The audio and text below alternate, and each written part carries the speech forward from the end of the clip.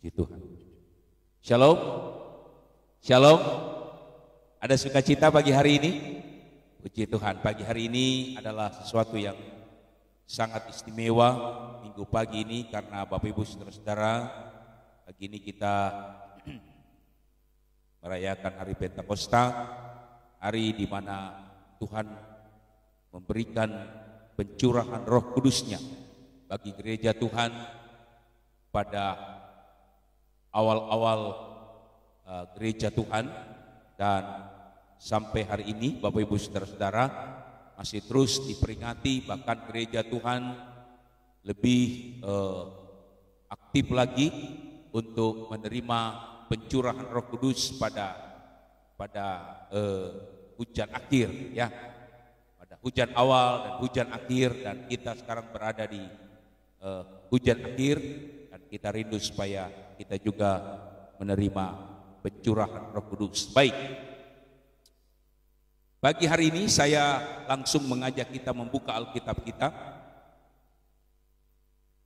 di dalam kitab Galatia pasalnya yang kelima. Kitab Galatia pasalnya yang kelima, saya akan membacakan ayatnya yang ke-22 sampai ayatnya yang ke-23.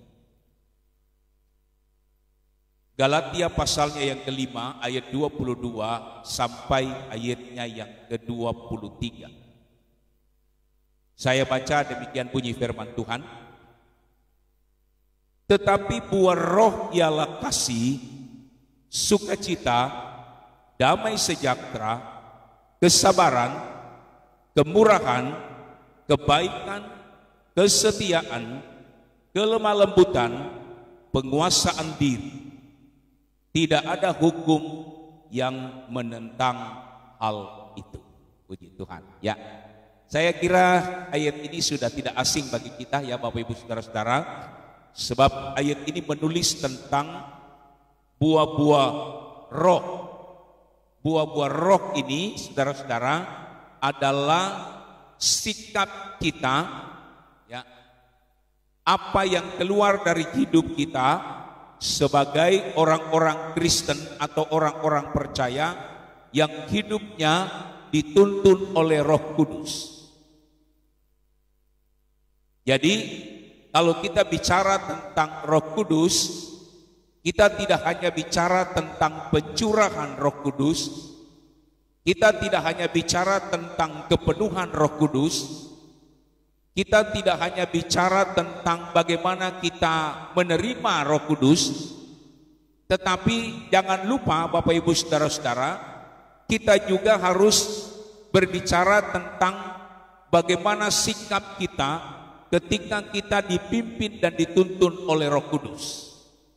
Nah, orang yang dipimpin dan dituntun oleh Roh Kudus tentu ada buah yang dapat kita lihat. Ya, ada orang berkata begini, ya, ketika seseorang penuh dengan Roh Kudus itu kita mengeluarkan bahasa roh, sehingga saudara-saudara, bahasa roh hari-hari ini seolah-olah menjadi sesuatu yang dikultuskan. Bahkan ada orang yang berkata begini, saya nggak mau ke gereja situ Kenapa nggak mau ke gereja situ? Karena di gereja situ tidak ada bahasa roh, katanya. Saya nggak mau doa di situ Kenapa nggak mau doa di situ? Karena doa di situ nggak ada bahasa rohnya. Kalau nggak ada bahasa rohnya berarti Tuhan nggak ada di situ. Jadi orang berlomba-lomba untuk mencari, berlomba-lomba untuk supaya bisa berbahasa roh. Ini menjadi tren gereja Tuhan di akhir zaman ini, sehingga gereja-gereja yang tidak berbahasa roh seolah-olah gereja itu ditinggalkan oleh Tuhan. Saya mau katakan pagi hari ini, saudara-saudara, berbahasa roh itu baik, tapi bukan berarti ketika kita tidak berbahasa roh kita tidak dapat menerima sesuatu dari Tuhan. Kenapa? Karena bukan bahasa rohnya itu yang penting, Yang penting adalah bagaimana roh menuntun hidup kita.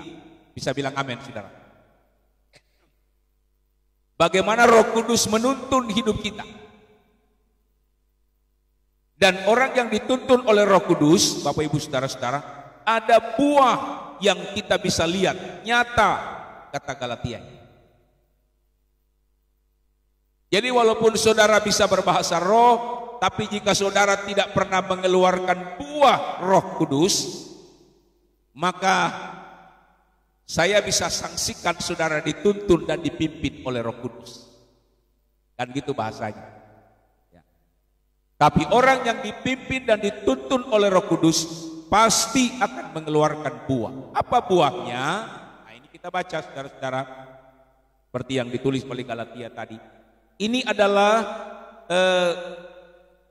buah tolak ukur untuk kita dapat melihat seseorang yang dipimpin oleh Roh Kudus. Dikatakan di situ orang itu akan menghasilkan buah, yaitu penuh kasih, penuh sukacita, ada damai sejahtera, penuh kesabaran, memiliki kemurahan, kebaikan, penuh kesetiaan, memiliki kelemah lembutan dan penguasaan diri. Ada 9 buah-buah roh.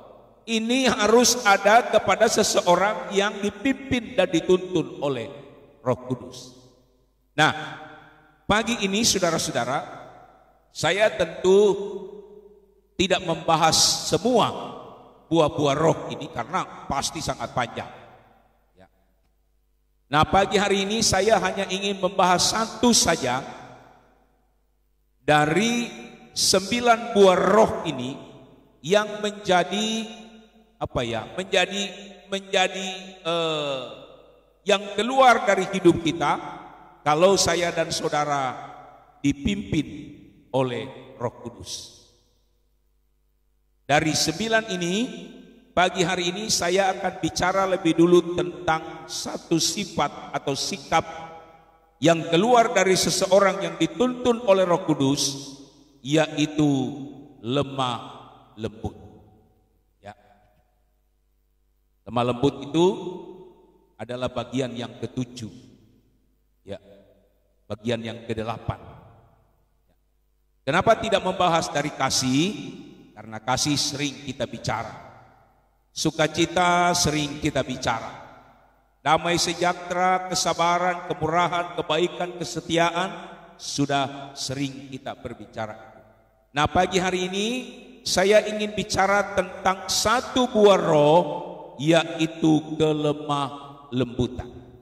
Lemah lembut. Bapak Ibu saudara-saudara yang dikasihi Tuhan, apa sih lemah lembut itu? Kenapa orang yang dituntun dan dipimpin oleh Roh Kudus harus memiliki sikap atau sifat lemah lembut? Ya, apa sih lemah lembut itu? Seringkali saya dan saudara salah menafsirkan lemah lembut itu.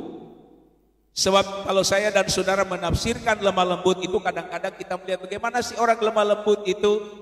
Orang lemah lembut itu kalau dia bertutur kata halus, monggo, poros derek, Bapak Ibu saudara-saudara, ya. Jadi kalau bahasanya lembut, bahasanya halus, lalu kita bilang oh itu orang lemah lembut. Atau kalau dia berbicara pelan, tidak teriak-teriak, tidak bengok-bengok, orang Jawa bilang. Dia bicaranya pelan-pelan, suaranya kecil gitu ya. Lalu kita bilang oh orang itu memang dia nggak bisa suara keras. Kenapa? Karena orangnya itu lemah lembut. Atau kadang-kadang kita melihat dari cara dia berjalan, wah lambat sekali ya, ditata semua demikian baik dia berjalan, lalu kita katakan oh itu memang orang yang lemah lembut. Jadi kita melihat orang yang lemah lembut itu saudara-saudara dari cara orang itu bertingkah, atau dalam bahasa yang lebih dapat kita terima, kita dapat melihat seorang lemah, kita sering melihat orang lemah lembut itu dari gestur tubuh. Dari perkataan, dari cara dia berjalan, dari cara dia menyapa orang. Lalu kita berkata begini, oh orang itu lemah lembut ya. Itu penilaian kita, saudara-saudara. Tapi Alkitab berkata lemah lembut itu tidak seperti apa yang kita pikirkan. Tidak seperti apa yang kita bayangkan. Ya. Ada suku di Indonesia ini yang kalau bicara itu keras. Hei. Ya.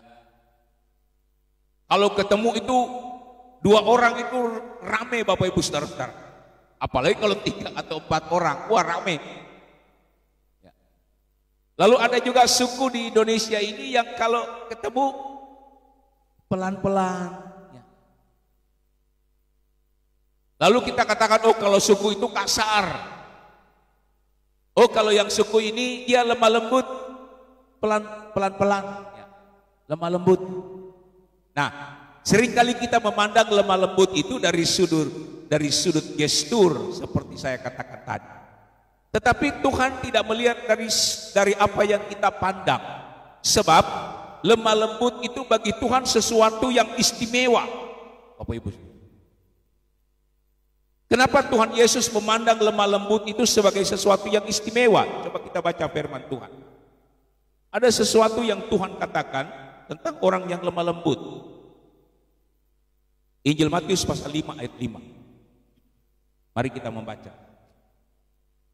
Injil Matius pasal 5 ayat 5, demikian bunyi firman Tuhan.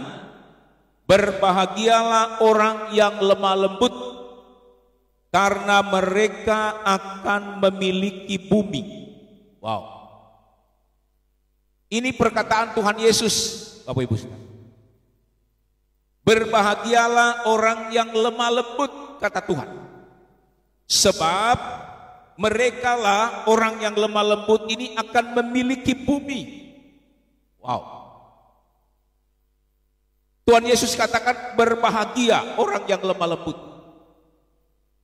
Sebab mereka akan mewarisi, memiliki bumi. Bukankah ini sesuatu yang besar?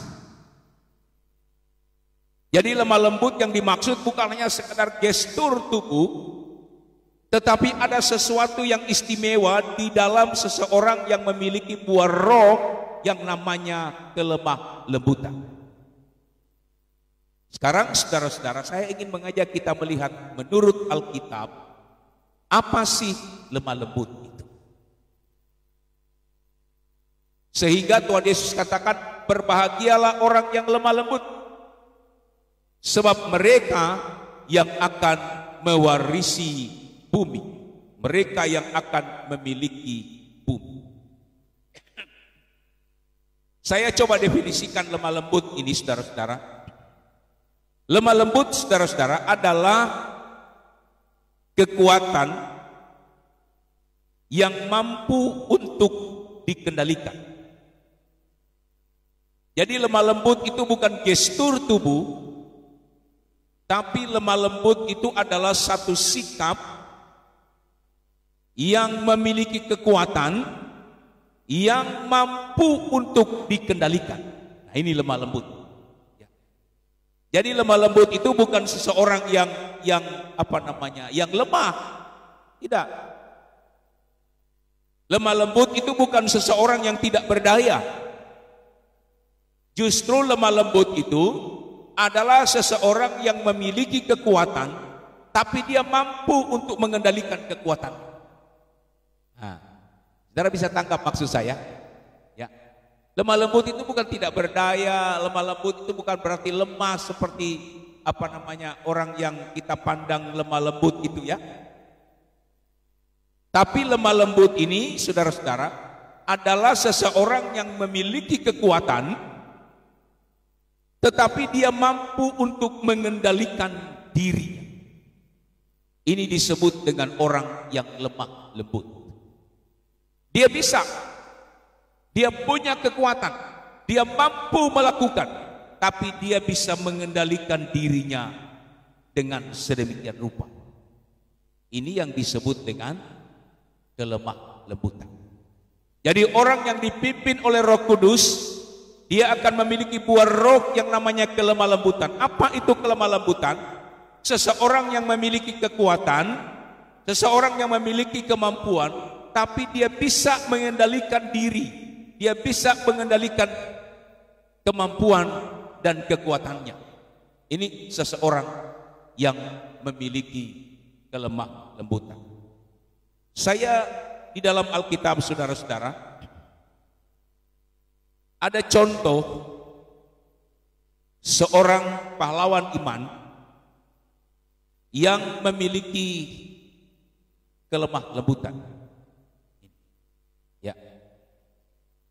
Di dalam Alkitab, salah satu contoh seorang pribadi yang lemah lembut, Alkitab menulis orang itu adalah Yusuf. Jadi Yusuf, saudara-saudara, adalah contoh seseorang yang memiliki kelemah lembutan. Pagi ini kita akan melihat dalam hidup Yusuf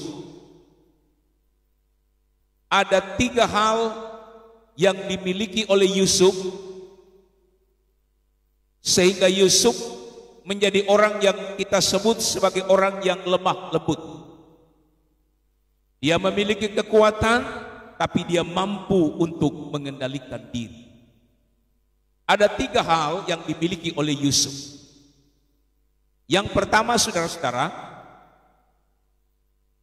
coba kita baca Kejadian pasal 45 ayatnya yang kelima. Mari kita perhatikan ya Bapak Ibu saudara-saudara. Ada 3 hal yang dimiliki oleh Yusuf. Yusuf adalah seorang yang lemah lembut. Saya baca Kejadian pasal 45 ayatnya yang kelima. Tetapi sekarang janganlah bersusah hati dan janganlah menyesali diri karena kamu menjual aku ke sini, sebab untuk memelihara kehidupan Allah menyuruh aku mendahului kamu. Kita perhatikan apa kata Yusuf. Ya, ini cerita ketika Yusuf berjumpa dengan saudara-saudaranya. Dia sudah jadi Perdana Menteri di Mesir. Saudara-saudaranya ada di hadapan dia dalam keadaan ketakutan. Lalu Yusuf ingin memperkenalkan diri kepada saudara-saudaranya. Dia bilang begini, ketika Yusuf memperkenalkan diri kepada saudara-saudaranya, ini aku Yusuf. Ya. Saudara-saudaranya yang pernah menyakiti Yusuf, pernah jahat kepada Yusuf, Bapak Ibu saudara-saudara, mereka sangat-sangat sedih, bersusah hati, mereka sangat-sangat ketakutan. Waduh, Yusuf pasti akan membalas. Tapi apa yang ditulis oleh Kejadian pasal 45 ayat 5 ini? Tetapi sekarang janganlah bersusah hati, janganlah menyesali diri, karena kamu menjual aku ke sini. Sebab untuk memelihara kehidupanlah Allah menyuruh aku mendahului kamu. Ini satu sifat atau sikap yang dimiliki oleh Yusuf. Saya katakan Yusuf memiliki sifat lemah lembut. Dia tidak membalas kejahatan dengan kejahatan. Dia mampu mengendalikan diri dalam segala hal. Ya. Ini saya bilang tadi. Orang lemah lembut itu dia punya kekuatan. Yusuf bisa membalas saudara-saudaranya, bisa Bapak Ibu saudara. Dia sekarang Perdana Menteri di Mesir, orang nomor 2 setelah Fir'aun.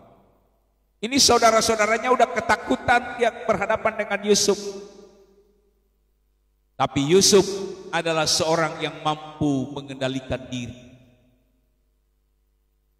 Dia tidak membalas kejahatan dengan kejahatan, tapi justru dia membalas kejahatan saudara-saudaranya dengan kebaikan. Ini orang yang lemah lembut. Orang yang mampu mengendalikan diri walaupun dia bisa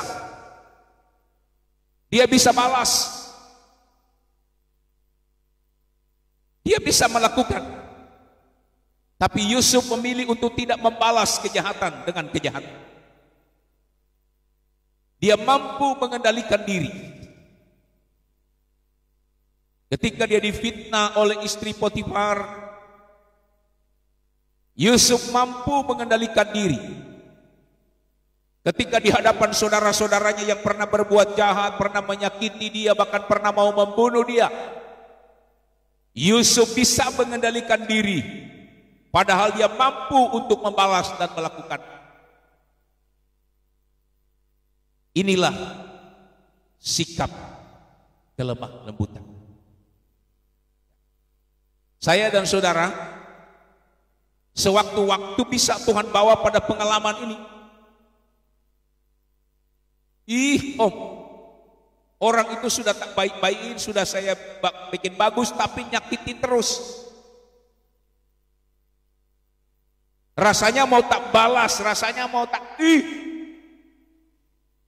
Tapi Alkitab berkata, orang yang lemah lembut dituntun dan dipimpin oleh Roh Kudus, orang itu tidak membalas seperti apa yang orang perbuat baginya, tapi dia ada mampu mengendalikan diri. Justru itulah yang membuat seseorang itu istimewa di hadapan Tuhan. Berkata, berbahagialah orang yang lemah lembut, sebab mereka akan memiliki bumi. Sentosa di bumi ketika seseorang mampu untuk mengendalikan diri. Bisa katakan amin Bapak Ibu saudara-saudara. Yang kedua,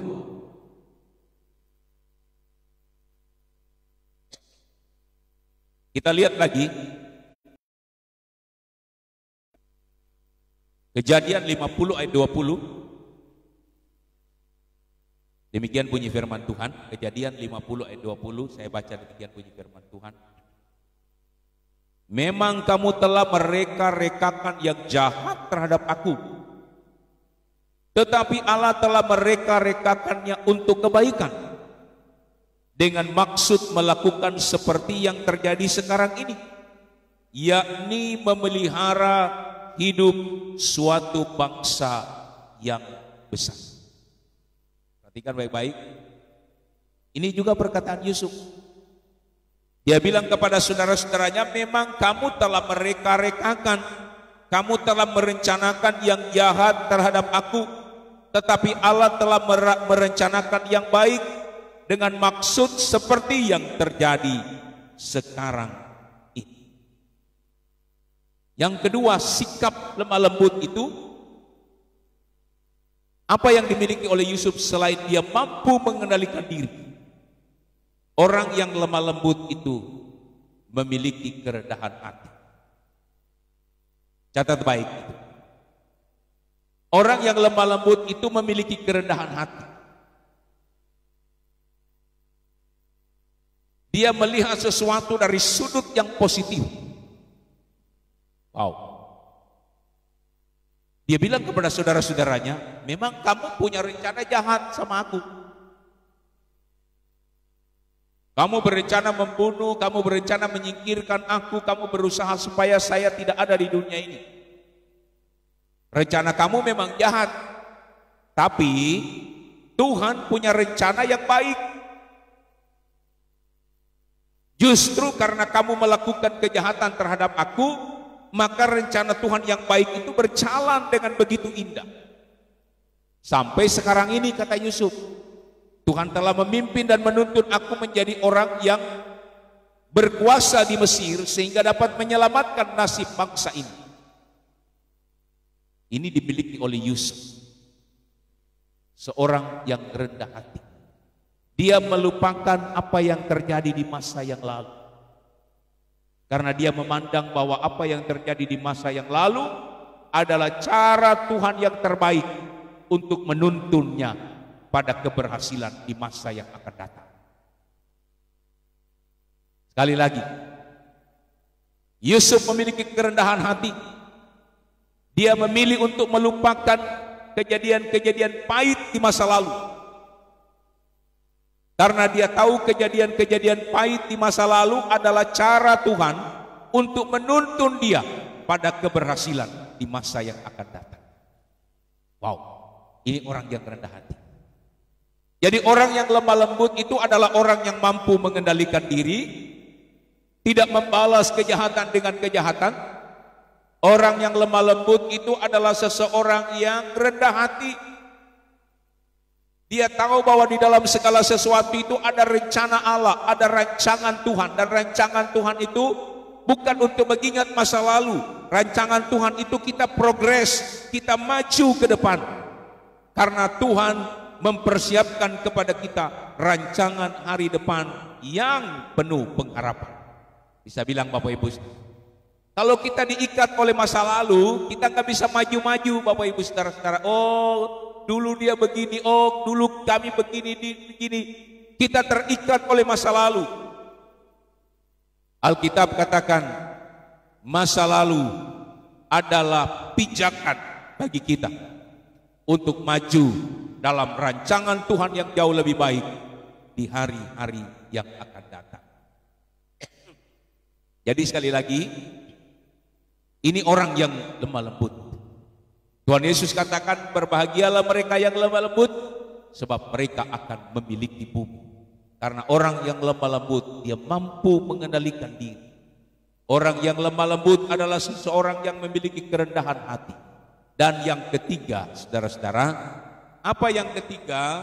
Yang ketiga adalah seorang yang lemah lembut itu adalah orang yang rela dan mau diajar oleh Tuhan. Nah, ini yang ketiga, saudara. Orang yang lemah lembut itu adalah orang yang mampu mengendalikan diri walaupun dia mampu melakukan. Mampu melakukan. Orang yang lemah lembut adalah orang yang rendah hati, yang memandang masa lalu itu sebagai jalan untuk menuju masa depan yang lebih baik. Dan orang yang rendah hati adalah orang yang mau diajar, mau dibimbing, dan mau dituntun oleh Tuhan. Bayangkan Bapak Ibu saudara-saudara, kalau Yusuf tidak mau dituntun oleh Tuhan, wow, dia bisa jadi orang yang mati di penjara. Ya, di penjara ada orang-orang jahat di sana, tapi di penjara justru dia disayang di sana. Orang-orang di penjara justru minta supaya mimpi-mimpi mereka diterjemahkan oleh Yusuf. Yusuf adalah seorang pribadi yang begitu dengar-dengaran dengan Tuhan. Apapun cara Tuhan, walaupun yang diajarkan oleh Tuhan, yang dibimbing oleh Tuhan adalah jalan yang begitu sulit, Yusuf menjalani itu dengan baik. Dari satu step kepada step yang lain, dengan terus belajar untuk mendengar suara Tuhan, terus belajar untuk rela hati, terus belajar untuk mau diajar oleh Tuhan, sampai kemudian dia kepada destiny yang Tuhan tetapkan baginya. Nah, saya tidak tahu Bapak Ibu saudara-saudara, apa destiny saya, apa destiny kita, apa tujuan Tuhan dalam hidup kita. Tapi kalau Tuhan sedang bawa kita kepada tujuan hidup kita, yang jelas Tuhan bilang tujuan hidup kita adalah masa depan yang penuh pengharapan.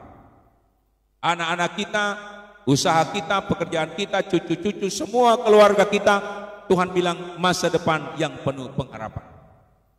Walaupun jalannya kadang-kadang kita harus dibawa pada sesuatu yang sulit, sesuatu yang sukar, sesuatu yang mungkin tidak bisa kita terima. Tapi pagi hari ini mari saudara-saudara, belajarlah untuk menjadi orang yang lemah lembut. Karena orang yang lemah lembut, mereka adalah orang yang memiliki bumi. Mereka lah yang bisa mengelola sumber daya yang diberikan oleh Tuhan. Karena mereka bisa hidup dengan damai, dengan sukacita, dengan penuh kasih. Sebab hidup mereka penuh dengan pengendalian diri. Hidup mereka penuh dengan kerendahan hati. Hidup mereka dituntun dan dipimpin oleh Tuhan. Saya kira mungkin ini yang dapat saya sampaikan pagi hari ini kepada kita. Jangan kita berkata, Om saya butuh Roh Kudus, Om saya sudah penuh Roh Kudus, saya sudah bisa bicara bahasa roh. Itu nomor sekian Bapak Ibu saudara-saudara. Yang nomor satu, sudahkah kita mengeluarkan buah-buah roh? Sudahkah kita menjadi orang yang lemah lembut? Sudahkah kita menjadi orang yang mampu mengendalikan diri, memiliki kerendahan hati dan mau terus diajar oleh Tuhan? Dan kalau kita mau, saya percaya hidup kita ada di dalam tangan Tuhan. Kita dapat berkata, peganglah tanganku Roh Kudus. Peganglah tanganku Roh Kudus. Dan ketika Roh Kudus menuntun hidup kita, maka Roh Kudus akan membawa kita kepada setiap kebaikan demi kebaikan. Tuhan Yesus memberkati. Saya kira mungkin ini yang dapat saya sampaikan pagi hari ini. Semoga firman Allah yang sederhana ini di Minggu Pentakosta ini mengingatkan kita, bukan bahasa roh yang kita kejar, tapi kita kejar, yang kita cari, yang kita rindukan adalah bagaimana kita dituntun, dipimpin oleh Tuhan sampai kita bisa mengeluarkan buah-buah roh yang berdampak bagi lingkungan kita, berdampak bagi semua orang, dan untuk hormat dan kemuliaan bagi nama Tuhan. Kita berdiri bersama-sama. Kita nyanyi pujian Peganglah Tanganku Roh Kudus, lalu kita akan berdoa buat firman Tuhan.